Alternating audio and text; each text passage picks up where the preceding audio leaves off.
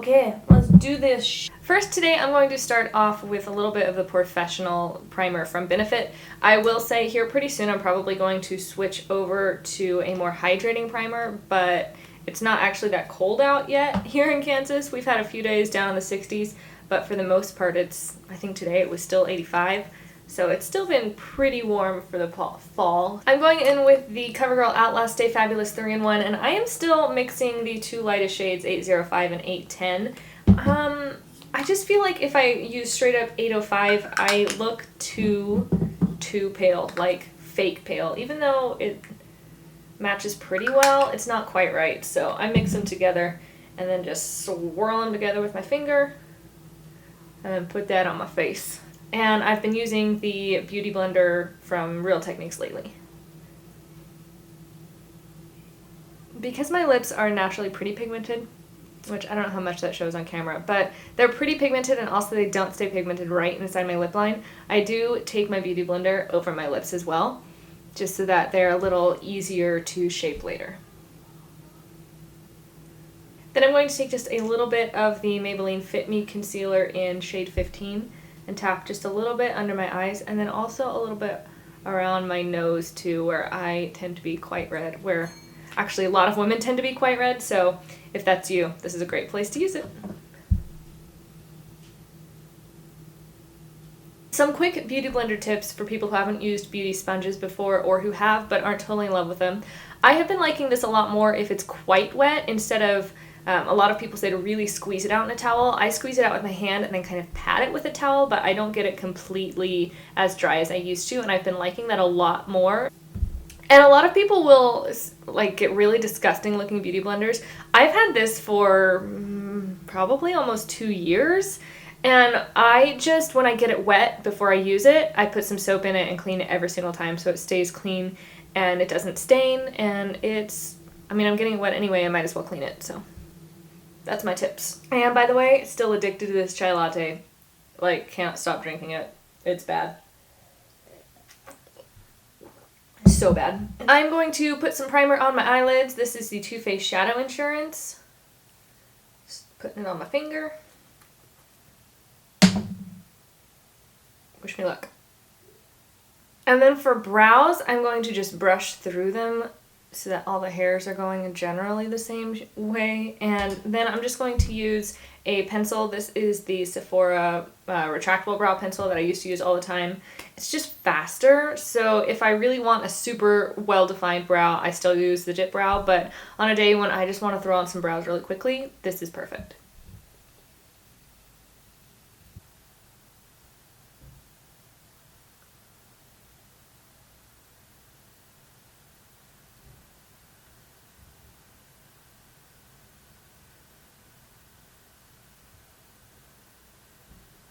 So it's pretty fast, and they're not the most Instagram brows in the world, but they are more than good enough for an average day as an average human being, so.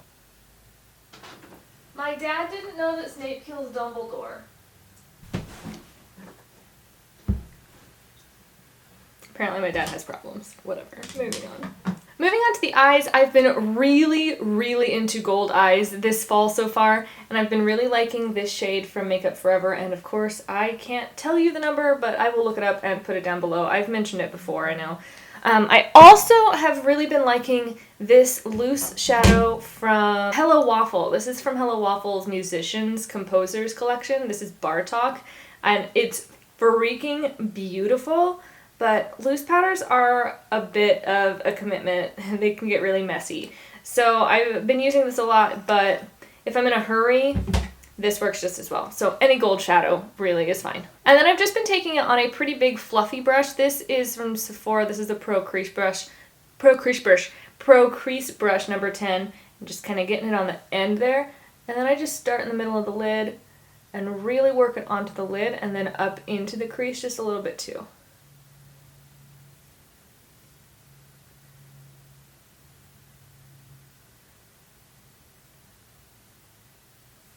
If I'm honestly in a super hurry, that is all I've been doing. It's ridiculously fast. But if I have a little more time, I've also been taking this mini palette that I made from Makeup Forever. I've been taking this sort of mid-toned brown shade, which for a lot of people is skin tone, but for me it's just a little darker, and running that through the crease.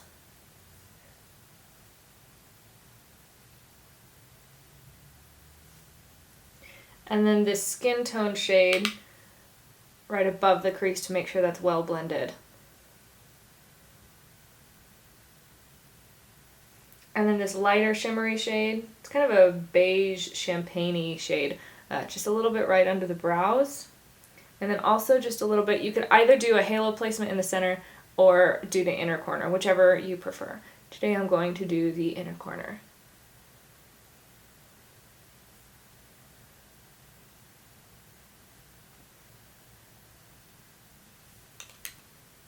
If you wanted to add eyeliner, you absolutely, of course, could, but I am very lazy and I think it looks really nice without it.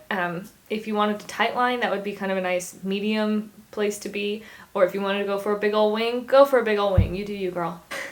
You do you, girl. Is that a thing I say? Next I'm going to finish the skin, and if you have normal to dry skin, I would just leave it like this. This is a pretty good foundation for that, but I have slightly oily skin, so I am going to put just a little bit of powder through the center of my face. This is the NYX Studio Finishing Powder, which a lot of people say is exactly the same as the Makeup Forever. What is theirs? Invisible Setting Powder? I don't know. Their mica powder. Silicone powder. Whatever. So I just tap it on my cheeks, across my nose, and up my forehead. I don't think this is a great one to use if you are ever going to be photographed with flash, though. I haven't really tested it myself, but I'm going to before Halloween because I've been told it's awful for that, so something to keep in mind. Next I'm going to go in and contour just a little. This is using Sephora Tranquil and a Sephora Collection Pro Contour Brush number 79, the slightly tapered one. And most people start their contour all the way out here and work it in. I have noticed that my natural contour, you can see it just a little bit right here, is more kind of right in this area. So I've been really playing up where it naturally sits on my face, just starting right there, and then dusting off all the excess and blending it out from there. So it does go back a little bit, but it's strongest where it is naturally strongest on my face. I feel like it looks a lot more natural and it's a lot easier to wear contour that way. So really look at your face in light and see where your contours naturally are and play with those instead of just doing what everyone on YouTube says to do. Next I'm going to take this Sephora Pro, this is the Pro Contour Brush 74, but I think this is now the small round blush brush. I think it got replaced by that contour brush I just used. And I'm going to go in with Milani Luminoso. A lot of people tend to go toward more rosy blushes in the winter fall, but I just don't really like myself in a really kind of redder blush. I don't prefer it, so something like this, and I'm just keeping it very natural. Then I'm going to take my Becca Shimmering Skin Perfector in Moonstone, and I'm going to take that on this pointed contour highlight brush from Sephora, which is a very strange brush, but I really like it because it's very precise. If I don't use this, honestly, I've just been using my fingers lately.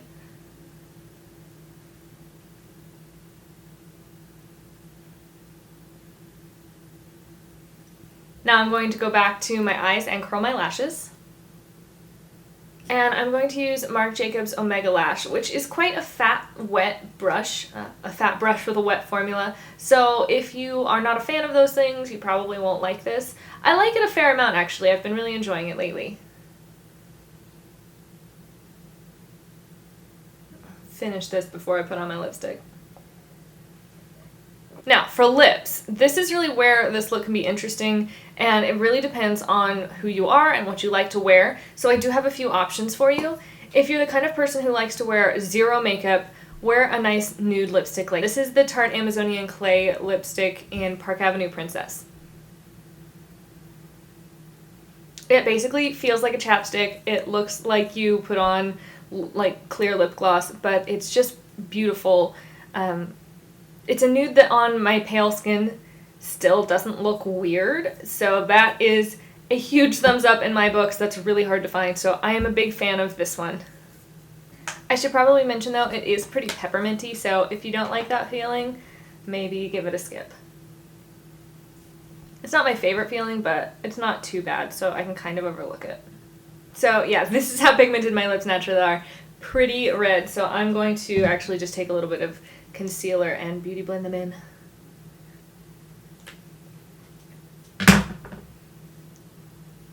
actually going to powder that concealer because I don't want it to transfer into the lipstick, but this is also a really good step to do if you want your lipstick to last for a long time. It will blot up any excess moisture that you have on your lips and keep that lipstick on longer. My next option, I have a bright coral, which is not really a fall color, but sometimes you just want something a little brighter, and this is one of my favorite lipsticks of all time, period, full stop. This is the Givenchy Le Rouge in 304 Mandarin Bolero, which I know these are pricey lipsticks, but they're so gorgeous.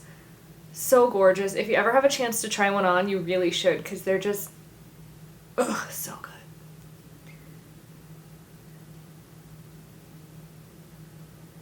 It's such a beautiful color, and they're really creamy and very moisturizing feeling, but they also last for hours. Like, when I'm teaching, I'm talking a lot, and so I feel like a lot of my drugstore lipsticks, unfortunately it tends to be drugstore, don't really last through that. Like, halfway through, after I'm 2 hours in, I have to reapply, and I don't always have the time to reapply because as soon as one student leaves, the next student's coming in.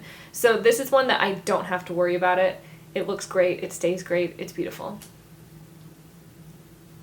Another option that I've been wearing almost constantly lately is this one, which I showed you in a recent video. This is Maybelline Touch of Spice, and it's gorgeous, like really beautiful. It is one of their matte formulas, but it isn't as drying as some of their matte formulas tend to be, but it also still wears for a very long time.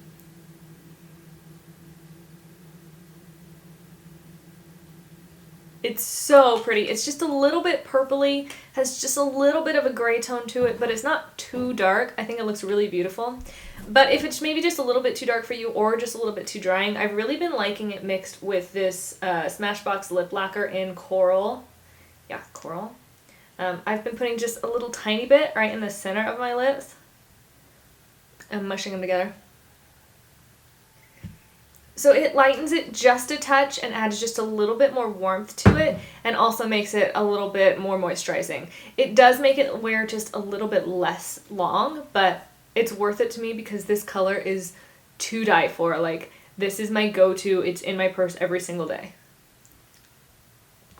Finally, and this is what I think is the most quintessentially fall. I know a lot of people really like to go for the vampy dark berry purples, but personally, I wore this recently with just a plain white tank top and a cardigan, like a dark gray cardigan, and skinny blue jeans, and I just felt like I could live in that for all of October, and that is with a red lip. Just a boring, old, classic red lip. I do have several reds that I love, but this is one that anyone in the United States at least should have a pretty easy access to, because this is the NARS Cruella lip pencil, which is one of the birthday gifts this year. So if you are a Sephora person in any way, or even if you're not and you just happen to be near-ish to one, you probably have this, and if you don't, you should very soon. So I wanted to show you what it looks like with this.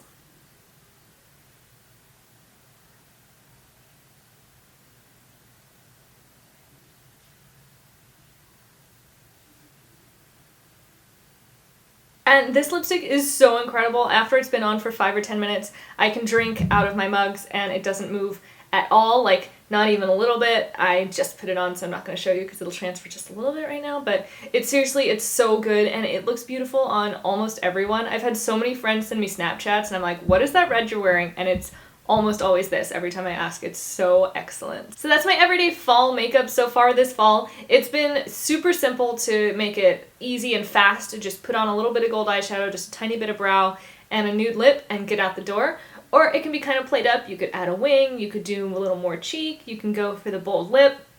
So I really like it. I feel like it's really versatile, but also very fall appropriate. Not that that really matters, because wear what you want to wear, y'all. Whatever. Who cares? So I hope you enjoyed that, and I will see you again very soon. I've been trying to upload at least twice a week, but hopefully that's still going well. I'm not making any promises, but that's my plan right now, just so you are aware of what's going on in my head regarding this channel. I'm trying to get up something sometime middle of the weekish and something sometime weekendish, just so you have an idea. So Anyway, I will see you again very soon, guys. Bye.